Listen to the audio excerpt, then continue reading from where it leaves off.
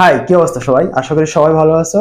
আমাদের সবার প্রিয় মেগাস্টার শাকিবের নতুন সিনেমা তুফানের টাইটেল সং লাক্সে উড়াধুরা আজ সকাল 11টায় রিলিজ হয়েছে। আর রিলিজের পর থেকে পুরো ইন্টারনেট দুনিয়া জুড়ে একটা ঝড় বয়ে যাচ্ছে। তুফানের প্রত্যেকটা কন্টেন্ট আসার আসার পরপরই এক একটা ঝড় বয়ে যায় ইন্টারনেট দুনিয়া জুড়ে।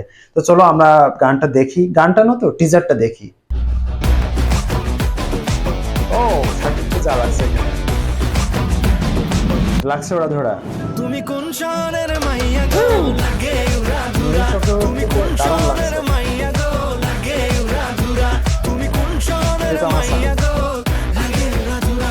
তো 20 সেকেন্ড, আর এই 20 সেকেন্ডকে সাকিবকে যা লাগছে, যেমন কস্টিউম তেমন তার সেট কোরিওগ্রাফি আর মিমিকে তো জোস লাগতেছে, সেটা বলার অপেক্ষায় রাখে না।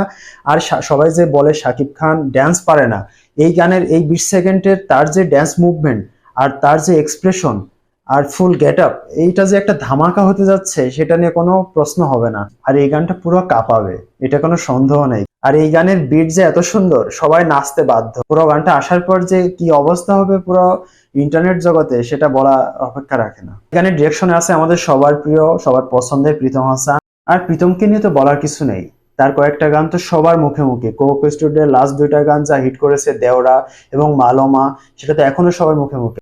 আর রায়হান রাফি সেটাই ক্যাচ করেছে, ইয়াং জেনারেশনের কথা মাথায় রেখে প্রীতমকে তুফান সিনেমার সাথে রেখেছে। এবং আর এই লাক্সে উড়াধুরা গানটা, সেটা তো একটা দুর্দান্ত বোম হতে যাচ্ছে, সেটা নিয়ে কোনো কথাই হবে না।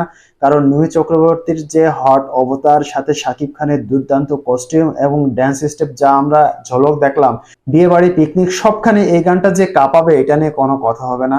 তো চলো আমরা অপেক্ষা করি, হয়তো 2-3 দিনের মধ্যে আমরা ফুল গানটা পেয়ে যাব, তখন পুরো গানটা নিয়ে কথা হবে।